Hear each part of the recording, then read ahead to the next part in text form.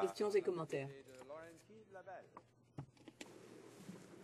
Merci, Monsieur le Président. Moi, ce que je voudrais demander à ma collègue, comme tout le monde de ce côté-ci, je trouve ça un peu facile pour le gouvernement de passer par-dessus C-30 comme si c'était une erreur de jeunesse, mais ça marchait jusqu'à la semaine passée. Et moi, je me suis senti insulté de me faire associer aux criminels, puis aux pédophiles, puis à tout ça.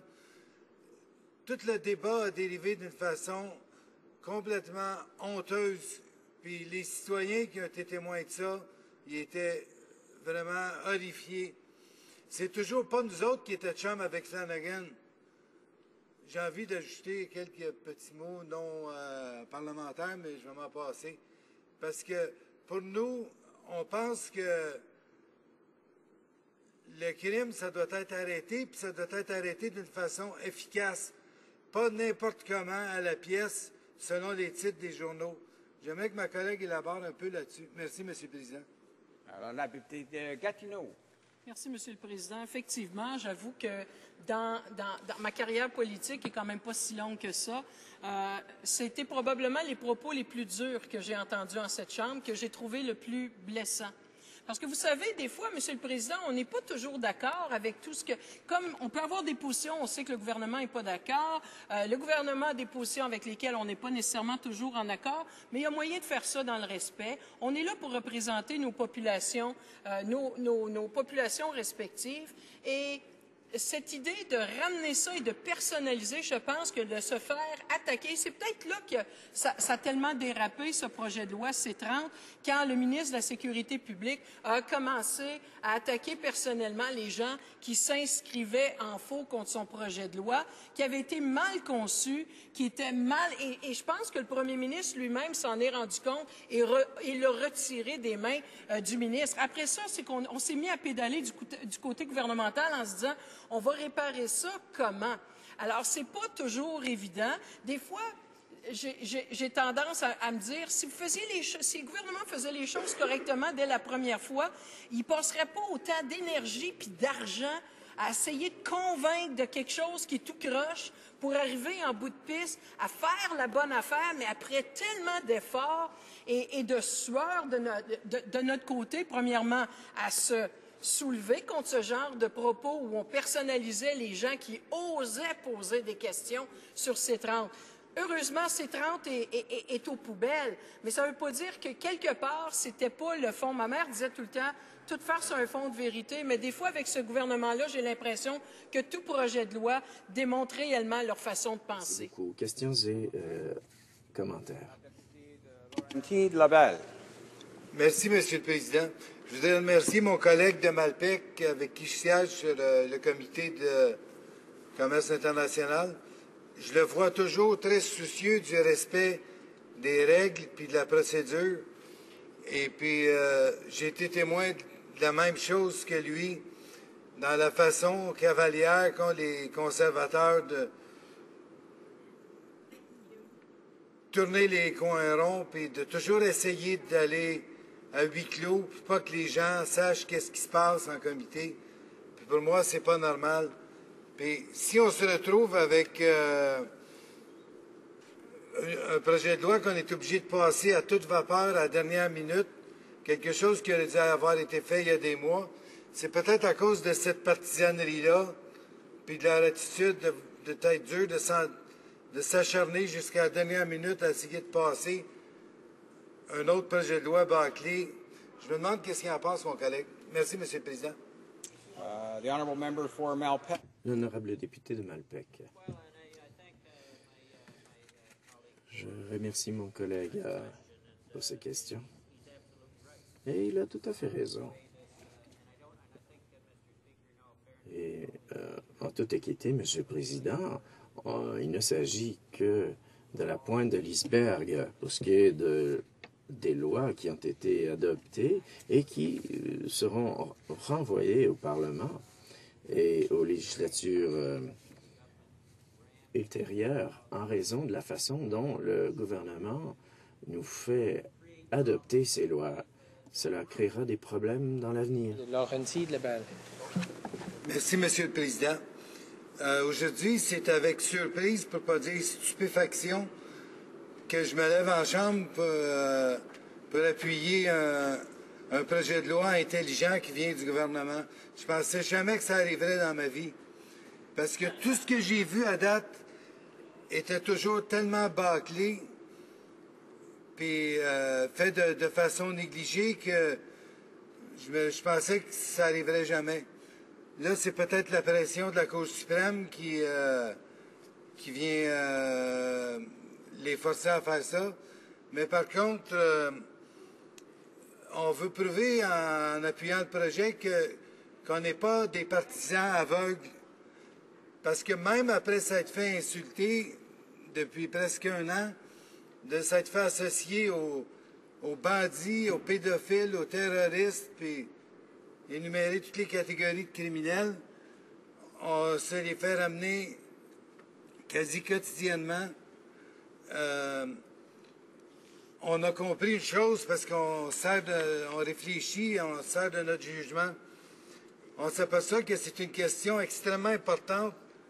C'est tout un secteur de la loi qui est comme très important, qui a besoin d'être balisé, qui a besoin d'être contrôlé pour que les droits soient respectés. Et puis,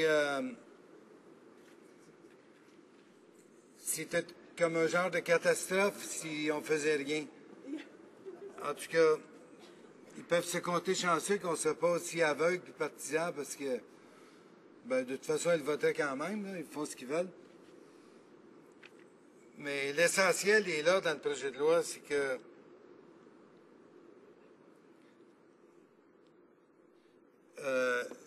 l'utilisation de l'article 184.4 est balisée.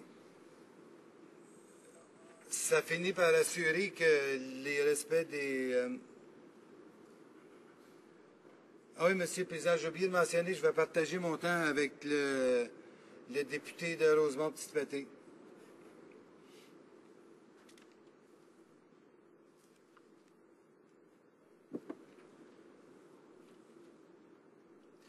J'ai l'impression que le gouvernement j'ai l'impression que tous les conservateurs sont arrivés ici avec une illusion face au pouvoir. Ils sont arrivés ici dans l'esprit qu'ils étaient majoritaires et qu'ils pouvaient faire tout ce qu'ils voulaient. Puis là, la Cour suprême vient de leur rappeler qu'il y a des lois à respecter, puis il existe une charte des droits et libertés qui a plein de contraintes. J'espère que ça va servir de leçon, puis qu'à l'avenir, ils vont réfléchir un peu plus.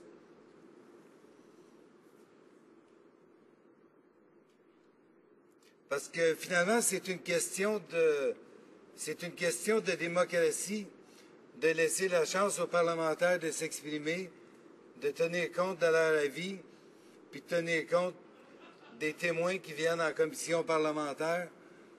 C'est ça l'exercice de la démocratie. Puis en essayant d'une manière obtuse puis partisane de toujours faire à leur tête, en rejetant tout ce qui ne vient pas d'eux-mêmes, ils ne rendent pas service à la société. Parce qu'à chaque fois qu'on a... Order the honourable member for self. Rappel au règlement. Monsieur le Président, nous débattons en troisième lecture du C-55. J'écoute bien les députés et les autres qui l'ont précédé et qui prennent la parole, mais ce n'est pas pertinent ce qui est dit. Comme vous le savez, à la page 626 de l'O'Brien-Boss, il est stipulé que les débats en troisième lecture visent à faire en sorte d'examiner les mesures dans sa forme finale.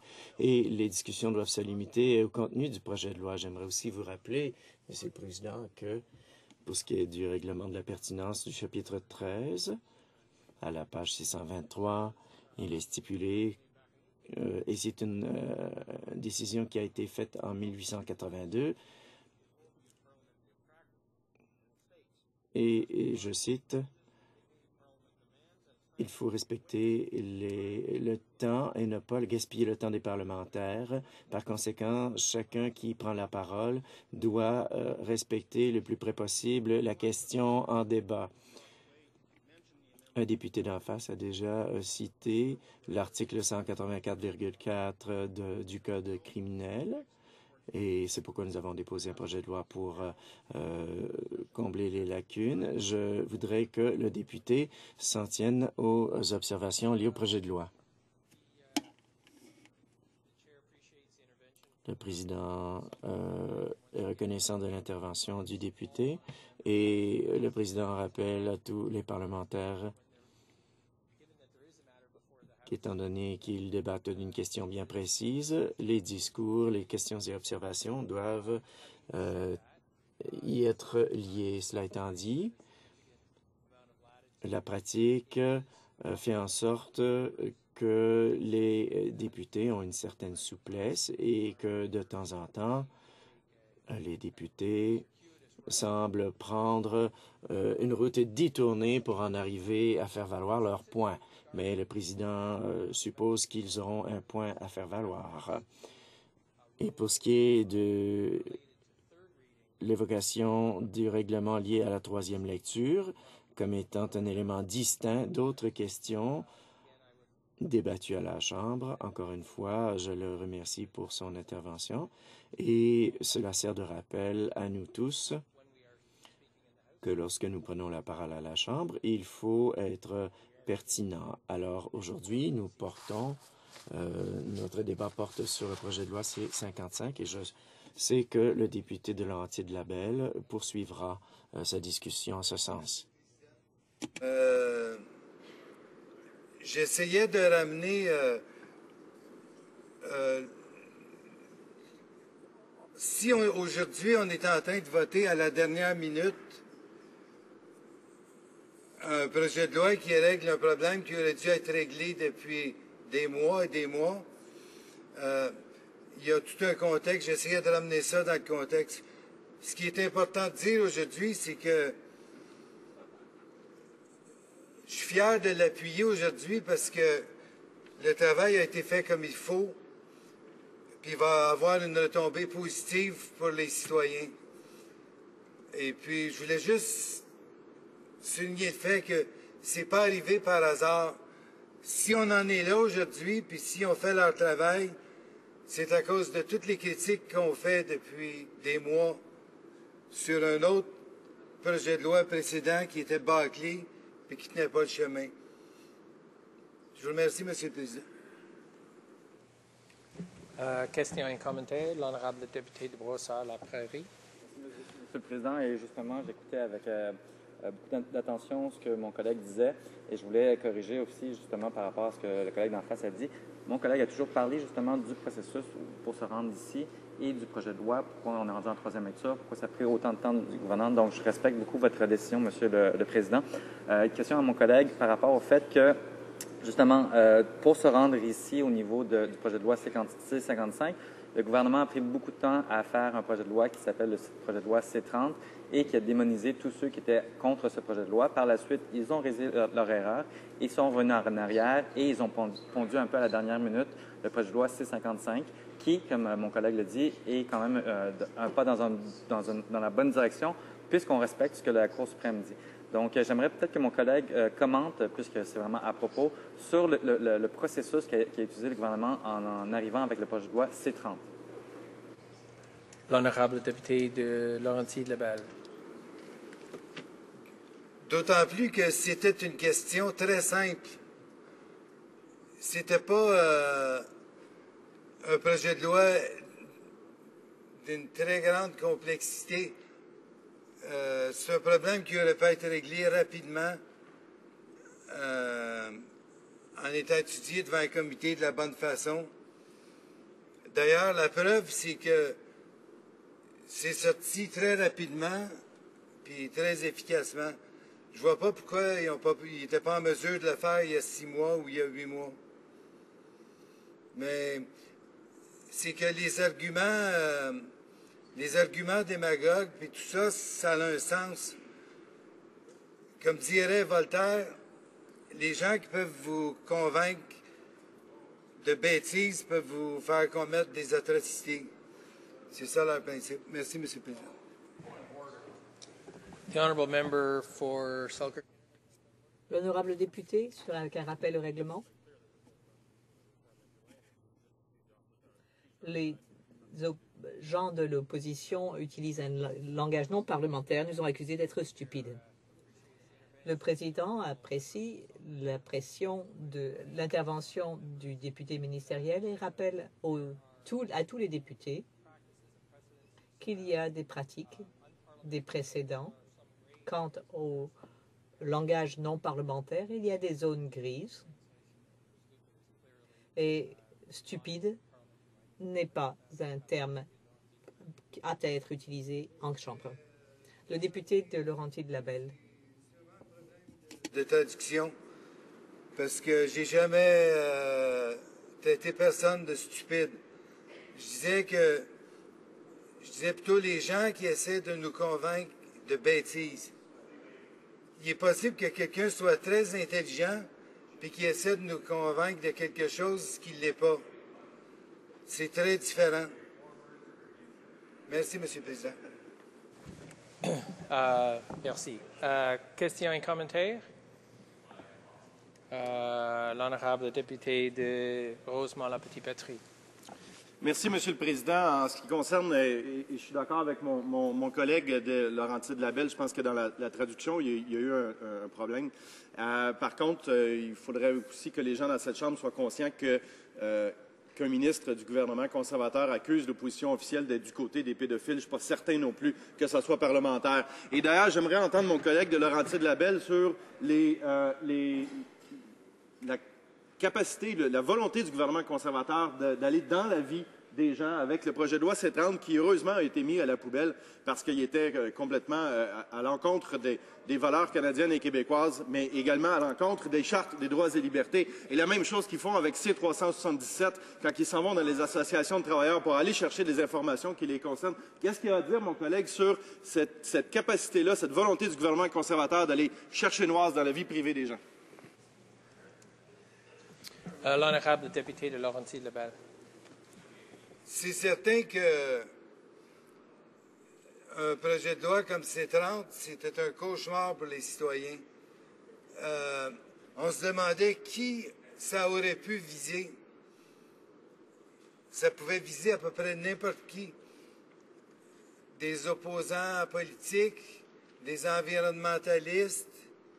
Ça pouvait viser n'importe qui. Puis quand quelqu'un se donne une arme, c'est parce qu'il y a une victime potentielle ou il y a un but. Et puis, quand on se donne une arme aussi destructrice, il faut s'inquiéter pour savoir qui va être attaqué avec cette arme-là. Merci, M. le Président.